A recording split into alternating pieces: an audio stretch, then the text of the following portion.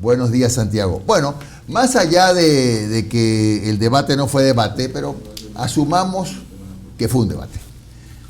¿Cuál es el feeling que tiene un consultor como Santiago Nieto?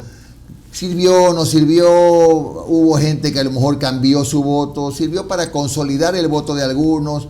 ¿Emergió alguna figura? ¿Cómo lo vio Santiago Nieto? Buenos días, un gusto estar aquí en un café con JJ, amigos radioescuchas y cibernautas, buenos días. A ver, primero que creo que es muy válido en democracia que los candidatos discutan las diferentes posiciones que tienen frente a los problemas de la gente. Por lo tanto, los debates son una herramienta de la democracia absolutamente válida. Debatir con 16 candidatos, como usted dice, bastante complicado.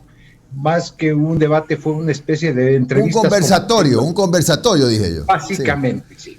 Porque son muchos. Y me parece bien que hayan asistido los 16 a la convocatoria hecha por el Consejo Nacional Electoral. Pero, ¿qué es lo que sucedió? Primero que tuvo muy poca audiencia, muy poco rating. ¿Ah, sí? Los indecisos no ven debates. Porque primero porque no les gusta la política, y fueron 3 horas cada uno. Creo que algunos que estamos interesados en la política, ustedes como periodistas, académicos, consultores, clase política, vemos el debate. Pero ¿para qué sirve el debate? Para que reafirmen tesis los ya decididos. Ese es el grupo, digamos, de personas que ven. Y normalmente lo que uno hace, ve lo positivo del candidato al que adhiere y ve lo negativo de los otros candidatos. Y eso es lo que pasa normalmente. Creo que las preguntas estuvieron muy alejadas de la problemática de la gente. Fueron preguntas muy puntuales, muchas más tácticas, sin ver el conjunto de la problemática que tiene el Ecuador. Por lo tanto, también hubieron respuestas vacías, carentes del cómo. Se anunció la problemática, se dijo la solución, pero no se dijo cómo se iba a llegar en la solución en el más de los casos. Cuando usted me decía quiénes tuvieron bastante más luz, digamos, por decirlo de alguna manera, en el debate, creo que una de las figuras que resaltó fue Yacu Pérez, porque no se esperaba su participación. Fue una explicación bastante coherente, digamos, dentro de su visión, y estuvo muy tranquilo, muy calmado, hablándoles a sus electores. Creo que fue una buena participación. Hervas, Velasco, Montúfar, Larrea tuvieron también una participación bastante razonable. Freile, la señora Peña, salvaron el debate, y voy a terminar con Arauz al final, porque no me olvido, y los demás quedaron en un pelotón. Creo que el caso del candidato Arauz le habló específicamente a su grupo, al grupo específico, digamos, que quien sigue esa candidatura, le dio fortaleza dentro de la mística que trabajaba, pero creo que también le faltó, digamos, coherencia en su explicación del cómo se pueden lograr las cosas. Pero como digo, es un ejercicio válido para la democracia, y es algo que creo que se debe planificar de alguna otra manera que haga viable. Sin duda alguna, con 16 candidatos, la metodología del debate se vuelve casi imposible. Claro, ahora, le faltó Lasso. Y Lasso, que creo que fue uno de los que presentó una propuesta bastante más estructurada. Si nosotros vemos cómo él manejó todos sus hilos conductores, había detrás una propuesta. También es lógico de entender que es una candidatura que se ha presentado ya varias veces a la presidencia. Por lo tanto, tiene elaborado con bastante más claridad su propuesta de campaña. Ahora, Santiago, lo que nos decías, de este dato del rating, no lo tengo, no sé cuántos puntos han sido, 3 puntos, 4 puntos, una cosa por ahí. ¿Tienes el dato? Que en su mayor momento fue de 9.6 en la ciudad de Quito y alrededor de 8 en Guayaquil, lo cual nos da una idea que fue un pequeño grupo de personas las que vieron. De los televidentes, me contaba alguien que conoce muy bien del tema, de los televidentes, el 40% ve el debate y el 60% se fue a ver otro tipo de actividades, subió cable, subió Netflix, plataformas como esas, pero no estaban preocupados realmente por lo que se iba a decir en el debate. Claro, es decir... Sí, continúa, por favor, continúa. ¿Y por qué se debe esto? Porque también si vemos nosotros las figuras de los candidatos, tenemos un problema de credibilidad con la política. Todos los candidatos tienen falta de credibilidad y eso también se refleja en la imagen. Entonces, cuando yo no creo a alguien, primero, no me interesa lo que me dice y segundo, lo que me dice es incierto. Entonces, eso que está pasando con la política, la crisis de representatividad que está viviendo la democracia, no solo en el Ecuador, sino en Occidente, es válida. Hay que ver que ahora en Nueva York, si es que no me equivoco, tenemos 35 candidatos hacia la alcaldía de Nueva York. Algo está pasando con la democracia en el siglo XXI, después de la revolución de las comunicaciones. Santiago, buenos días. Te saludo, Omar Jaén. ¿Cómo has estado? Omar, buenos días. Santiago, mire, quiero rescatar algo que tú comentabas en tu primera respuesta. Hablabas sobre el tema de las preguntas que se establecieron para el debate. A ver, se instauró este comité que la hoja de vida académica nadie la duda, ni de Rosalía Arteaga, ni de Simón Espinosa, así como tampoco nadie duda de sus posiciones políticas. Pero más allá de eso, yo concuerdo contigo con el tema sobre que las preguntas a lo mejor fueron muy abiertas, no se concentraron en temas que realmente son las que se debaten en la mesa de las familias.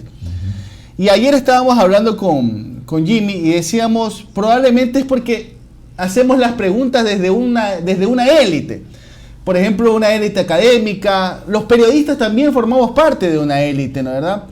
Y a veces nos alejamos, nos separamos de las verdaderas necesidades y de las verdaderas conversaciones de la gente. Por ejemplo, no se profundizó en el tema de la vacuna, no se profundizó en el tema de que nuevamente en Guayaquil están muriendo personas. ¿Tú crees que ese fue uno de los grandes problemas del debate? Y ahí otra pregunta. ¿Tú crees que alguna campaña o en general algún candidato está conectándose con las verdaderas preocupaciones de la gente? A ver, yo creo que las preguntas justamente iban al deber ser, al Estado, a la conformación del Estado. Muchas fueron muy puntuales sobre aspectos concretos de la economía. Ahora, la gente común, hay muchas cosas que no entiende. Y cuando se plantean cuestiones alejadas del conocimiento y de la realidad de las personas, se pierde interés. Como digo, yo creo que son necesarias ciertas discusiones, pero no se habló, por ejemplo, del rol del Estado dentro de la economía. Se infirió lo que cada uno piensa, pero no se habló de algo que es, me parece que es importante. Pero otra vez, sí, lo que usted dice es correcto, Omar. Son discusiones de la élite que le alejan al ciudadano común de ese tipo de cuestionamientos. Y sí, no se habló, cuando se habló de la pandemia, se habló como un problema separado que solo tiene que ver con las vacunas, pero no se unió a la problemática concreta que está viviendo la gente. Si nosotros vemos el principal problema de las personas, el problema de la salud, de la vacuna, del COVID, etcétera, cae fuertemente frente a la necesidad de parar la olla, como se dice normalmente, frente a la necesidad cotidiana de un grupo importante de la población, que no solo son los estratos populares, también es una clase media bienvenida, a menos que está pensando en cómo va a subsistir el 2021, entendiendo que venimos con una crisis económica. Claro, ¿cómo acomodarías un debate el próximo que haya, adelantándonos un poco, para que no sea tan largo, tan aburrido, para que no sea un ladrillo, como decimos nosotros los periodistas? Claro. Bueno, yo creo que hay algunas cosas. Primero, haber tenido 16 candidatos vuelve imposible la discusión o el debate. Imposible. Tampoco es posible que se pueda separar en grupos, porque aunque sea sorteo, porque la gente tiene expectativa de ver, sobre todo a los que ellos consideran, cualquiera que estos sean, que están encabezando las intenciones de voto, ver qué discuten, qué se dicen, cómo se ven. Porque no nos olvidemos, los electores no somos racionales, somos razonables y funcionamos con sensaciones. Es interesante ver cuando alguien le pregunta, ¿y usted confía en ese? No, véale la cara. No es que está escuchándole, le está viendo. Y ese otro lenguaje que manejamos los seres humanos, que es el lenguaje corporal, dice mucho para la gente y dice mucho para crear empatía o no de los ciudadanos con sus líderes. Es decir, Santiago, si había más o menos 40% de indecisión, 45%, qué sé yo, difieren un poco los encuestadores. Esos números no han cambiado todavía. El debate por lo menos no tocó mucho a los indecisos. Sí, y más que el debate en sí mismo, lo que va a cambiar la decisión es lo que se diga del debate. Entonces, la gente va a estar escuchando en sus entornos, ¿viste cómo le vio? ¿Viste lo que dijo? ¿Viste cómo se portó, la cara que puso, etcétera? Van a discutir de ciertos elementos del debate que no son los elementos racionales, van a discutir la forma en que se presentaron. ¿Le viste los ojos? Yo confiaba, no, parecía que decía la verdad, etcétera. Esas discusiones van a regarse en el conjunto de la población hasta que los efectos del debate se asienten en opinión pública. Van a pasar algunos días. Creo que la resaca, digamos, el debate, lo que queda del debate, se podrá medir, yo creo, ya en 8 días, para el próximo fin de semana. Ya podremos ver si hubo o no movimientos en las intenciones del voto por el debate. Ahora, si la audiencia fue tan pequeña y partimos del hecho de que los más politizados ven, muy poco va a incidir el debate dentro de la elección de la gente, sobre todo cuando está alejada de la política. Claro, Santiago, y hablando de resaca, lo que promete Isidro, ¿no? Tremenda borrachera primer día en Carondelet, pero bueno, ese es otro tema.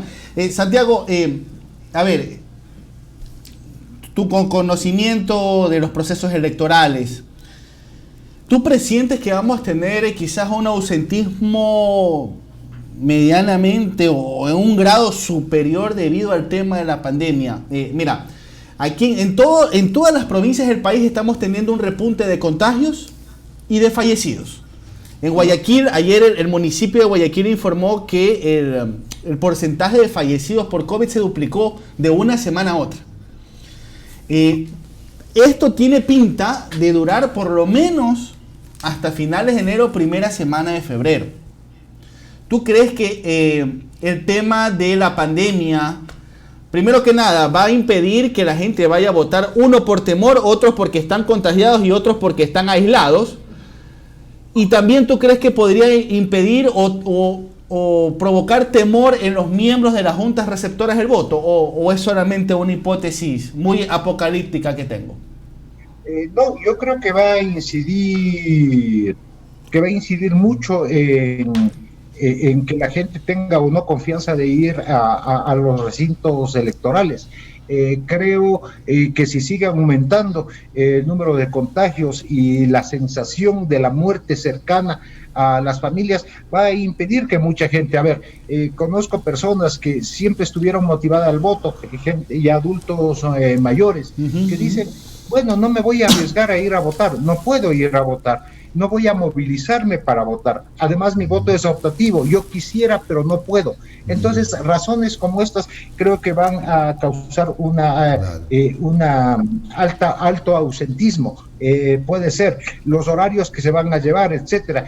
Creo que la incertidumbre y viendo cómo viene la pandemia se va a dar. Habíamos hablado aquí mismo, diciembre iba a traernos para febrero la cola de contagios del 24 y del 31. Eso lo sabíamos, y no solo pasó en Ecuador, sino pasó a nivel mundial. Y con ese sabor amargo en la boca, la gente va a llegar el 7 de febrero a las urnas. Santiago, a ver, hablemos del voto nulo. Ahí sabes que una campaña, en algunos actores políticos ya vi que bajó la efervescencia, en otros todavía están hablando del voto nulo. ¿Tú crees que una campaña por el voto nulo, tú crees que el voto nulo podría llegar a números históricos capaces de superar a todos los votos positivos del resto de los candidatos? Yo creo que la persona que va, más se van a movilizar los que tienen una opción clara de voto, pienso yo. Pero si estamos hablando de que mucha gente que tiene su corazoncito con alguno de los candidatos se abstiene de ir a votar por problemas de contagio, veo a alguien que esté enojado con el sistema. Todavía no veo ese factor de movilización, pero teniendo hasta este momento más del 50% de gente que dice todavía no haber decidido, como usted dice bien, Jimmy, depende de la investigación. Como todavía no, hay mucha cantidad de gente que está indecisa, no son factores de movilización. En este momento creo que la gente va a votar o porque tiene bronca con un candidato y esto va a ir, tiene bronca contra el sistema, esto se va a ir hacia un candidato, o aquellos que tienen esperanza que van a ir a otro tipo de candidaturas. Pero creo que en este momento de pandemia, un movilizador no va a ser el voto nulo. Ahora, esto lo pregunto porque no lo tengo todavía muy claro. En el evento en que en una elección gane el voto nulo, que no recuerdo tener antecedente en el Ecuador por lo menos, eso significa que se repite la elección, ¿verdad? Se fija otra fecha, algo así es, ¿no? ¿Cómo es? No. Se toman solo en cuenta los votos válidos, es decir, los votos que son entregados positivamente a una candidatura. Se descuentan votos nulos y blancos, y por eso es que hay una diferencia entre el voto total, que es lo que presentan algunas encuestadoras, y el voto válido, que varía de acuerdo al voto nulo, blanco y el ausentismo. O sea, no es que si algún rato gana el voto nulo, ya resulta que el gobierno de actual se queda 4 años más hasta que haga otra elección. Está claro. No. Se va a hacer la contabilidad sobre esos votos válidos. Bueno, muchísimas gracias a Santiago Nieto, director de Informe Confidencial, por su análisis del debate. Un buen día, Santiago. Muchas gracias y mucho gusto estar aquí. Buenos días. Gracias.